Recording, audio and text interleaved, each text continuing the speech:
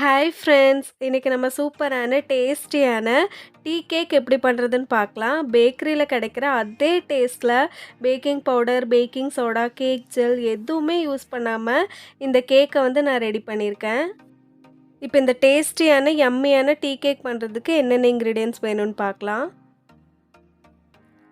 First நான் 3/4 cup அளவுக்கு மைதா மாவு எடுத்திருக்கேன். இது கூட 2 டேபிள் ஸ்பூன் கார்ன்ஃப்ளவர் மாவு சேர்த்துக்கலாம். இது ரெண்டையும் நல்லா ஜலிச்சு எடுத்துக்க போகிறோம். கட்டி எதுவுமே இல்லாமல் 3 தடவை நல்லா ஜலிச்சு எடுத்துக்கலாம். ட்ரை இன்க்ரீடியன்ஸில் நான் பேக்கிங் பவுடர், பேக்கிங் சோடா எதுவுமே யூஸ் பண்ணல. வெறும் கார்ன்ஃப்ளவர் மாவும் மைதாவும் மட்டும்தான் யூஸ் பண்ணியிருக்கேன். இப்போ கேக் டின்னை ரெடி பண்ணிடலாம். நான் இங்கே 8 இன்ச் கேக் டின் எடுத்திருக்கேன். அதில் கொஞ்சமாக ஆயில் ஊற்றி ப்ரஷ் பண்ணிக்கலாம். ஆயில் கேக் டின்னோட எல்லா சைட்லேயும் ஸ்ப்ரெட் பண்ணிக்கலாம். ஆயிலுக்கு பதிலாக நீங்கள் பட்டர் கூட யூஸ் பண்ணிக்கலாம். இப்போ கேக் டின்னை க்ரீஸ் பண்ணதுக்கப்புறம் இதுக்குள்ளே பட்டர் பேப்பரை போட்டுடலாம். நான் பட்டர் பேப்பரை கேக் டின்னோட சைஸுக்கு கட் பண்ணி வச்சுருக்கேன். அதை உள்ளே வச்சிடலாம்.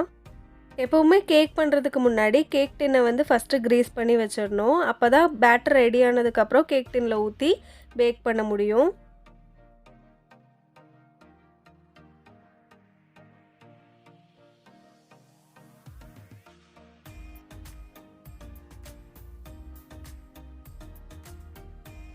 இப்போ கேக் டின்னை க்ரீஸ் பண்ணதுக்கப்புறம் சைடில் வச்சிடலாம். ஒரு ட்ரையான பவுலில் 4 முட்டையோட வெள்ளை கரு மட்டும் தனியாக எடுத்திருக்கேன். இதில் ஒரு பிஞ்ச் உப்பு சேர்த்து இதை நல்லா பீட் பண்ண ஆரம்பிச்சிடலாம். நம்ம எடுத்திருக்க பவுலும் விஸ்க்கும் ட்ரையாக இருக்கணும். தண்ணி ஏதாவது இருந்ததுன்னா முட்டை இந்த மாதிரி சரியாக பீட் ஆகாது. இப்போ இந்த கேக் பண்ணுறதுக்கு 3/4 கப் அளவுக்கு நான் பொடி பண்ண சர்க்கரை எடுத்திருக்கேன். அதில் ஒரு 1/2 கப் சர்க்கரை இந்த முட்டையோட வெள்ளைக்கரு கூட சேர்த்து முட்டை நல்லா ஸ்டிஃப் பீக்ஸாக வரணும், அது வரைக்கும் பீட் பண்ணிக்கலாம். நம்ம விப்பிங் க்ரீம்லாம் பீட் பண்ணும்போது ஸ்டிஃப் பீக்ஸாக வரும்ல, அந்த மாதிரி நல்லா ஸ்டிஃப் பீக்ஸாக வரணும், அது வரைக்கும் நான் பீட் பண்ணிக்க போகிறேன்.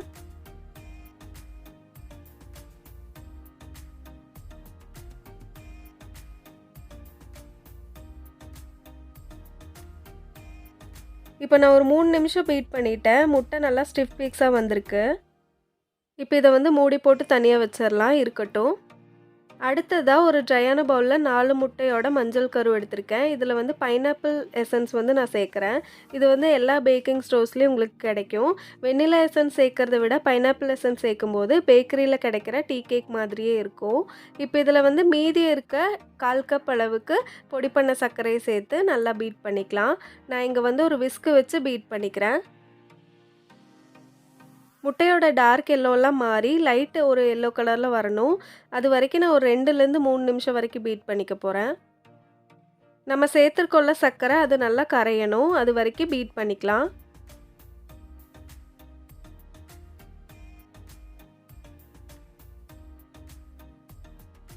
இப்போ இது கூட 1/4 கப் அளவுக்கு லைட்டாக சூடாக இருக்க பால், 1/4 கப்பு சன்ஃப்ளவர் ஆயில் ரெண்டையும் சேர்த்து 1 நிமிஷத்துக்கு பீட் பண்ணிக்கலாம்.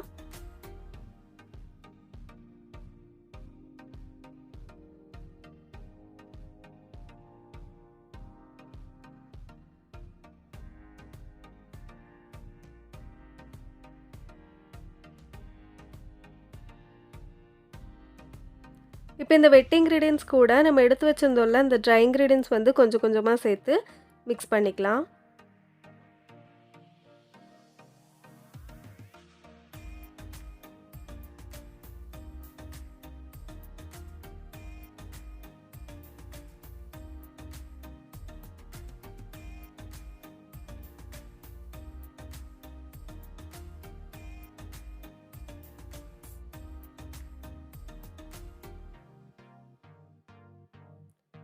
இப்போ இதே மாதிரி எல்லா ட்ரை இன்க்ரீடியன்ட்ஸும் சேர்த்து கட்டி இல்லாமல் மெதுவாக மிக்ஸ் பண்ணிக்கலாம்.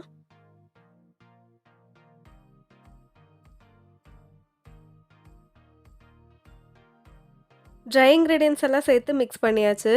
இப்போ நம்ம பீட் பண்ணி வச்சுருந்தோம்ல முட்டையோட வெள்ளைக்கரு, அதை கொஞ்சமாக எடுத்து இது கூட மிக்ஸ் பண்ணிக்கலாம். முட்டையோட வெள்ளை சேர்க்கும்போது பொறுமையாக ஒரே டைரெக்ஷனில் மிக்ஸ் பண்ணி எடுத்துக்கலாம். ஓவராக மிக்ஸ் பண்ணிட்டோம் அப்படின்னா கேக்குக்கு அந்த சாஃப்ட்னஸ் கிடைக்காது. ஏன்னா நம்ம இங்கே பேக்கிங் பவுடர், பேக்கிங் சோடா எதுவுமே யூஸ் பண்ணல. நமக்கு அந்த சாஃப்ட்னஸ் கொடுக்குறதே இந்த முட்டையோட வெள்ளைக்கரு தான். அதனால் பொறுமையாக மிக்ஸ் பண்ணிக்கலாம். இதே மாதிரி எல்லா வெள்ளை கருவும் கொஞ்சம் கொஞ்சமாக சேர்த்து மிக்ஸ் பண்ணி பேட்டரை வந்து ரெடி பண்ணிக்கலாம்.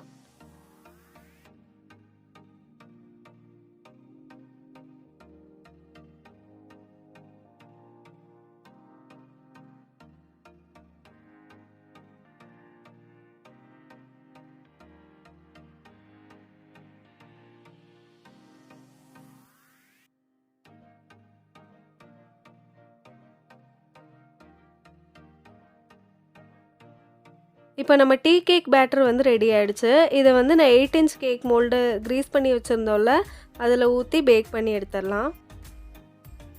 நான் ஒரு பாத்திரத்தை 10 நிமிஷம் ஹை ஃப்ளேமில் ப்ரீஹீட் பண்ணி வச்சுருக்கேன். அதுக்குள்ளே இறக்கி வச்சு 35லேருந்து 40 நிமிஷம் வரைக்கும் லோ ஃப்ளேமில் பேக் பண்ணி எடுத்துடலாம். நீங்கள் ஓவனில் பேக் பண்ணுற மாதிரி இருந்தால் 180 டிகிரி செல்சியஸில் 10 நிமிஷம் ப்ரீஹீட் பண்ணிக்கோங்க. 30லேருந்து 35 நிமிஷம் வரைக்கும் பேக் பண்ணி எடுத்துக்கோங்க. உங்கள் ஓவனுக்கு தகுந்த மாதிரியோ இல்லை ஸ்டவ்வோட ஃப்ளேமுக்கு தகுந்த மாதிரியோ பேக்கிங் டைமில் வந்து சேஞ்சஸ் வரலாம். இப்போ என்னோடய கேக் வந்து ஒரு 35 நிமிஷத்துக்கு அப்புறம் சூப்பராக பேக் ஆகிருக்கு. நான் வந்து கேக்கை வெளியே எடுத்ததுக்கப்புறம் பட்டர் பேப்பர்லாம் ரிமூவ் பண்ணி எடுத்துக்கிறேன். கேக் பேக் ஆனோடனே கேக் டின்லேருந்து வெளியே எடுத்துருங்க. இல்லைனா வந்து கேக்கோட சைட்ஸ் எல்லாமே கிறிஸ்பி ஆகிடும். இப்போ நான் பட்டர் பேப்பர் ரிமூவ் பண்ணிவிட்டு இந்த கேக் கம்ப்ளீட்டாக கூல் ஆனதுக்கப்புறம் கட் பண்ணி உங்களுக்கு காமிக்கிறேன்.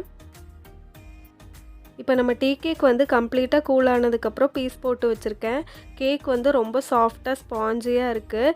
பேக்கரியில் கிடைக்கிற அதே டேஸ்ட்டில் இருக்குது. கிறிஸ்மஸ் நியூ இயர்லாம் வருதுல்ல, அந்த டைமில் இந்த கேக்கை வந்து கண்டிப்பாக நீங்கள் வீட்டில் ட்ரை பண்ணி பாருங்கள். இப்போ நம்ம கேக் பாருங்கள் எவ்வளோ சாஃப்டாக இருக்குன்னு. நம்ம சேனலை இன்னும் சப்ஸ்கிரைப் பண்ணாமல் பார்த்துட்ருக்கீங்கன்னா மறக்காமல் சப்ஸ்கிரைப் பண்ணிக்கோங்க. இந்த வீடியோ பிடிச்சிருந்தா உங்கள் ஃப்ரெண்ட்ஸ் அண்ட் ஃபேமிலி கூட ஷேர் பண்ணிக்கோங்க. அடுத்து இன்னொரு சூப்பரான டேஸ்டியான கேக் ரெசிபியோடு உங்களை பார்க்குறேன்.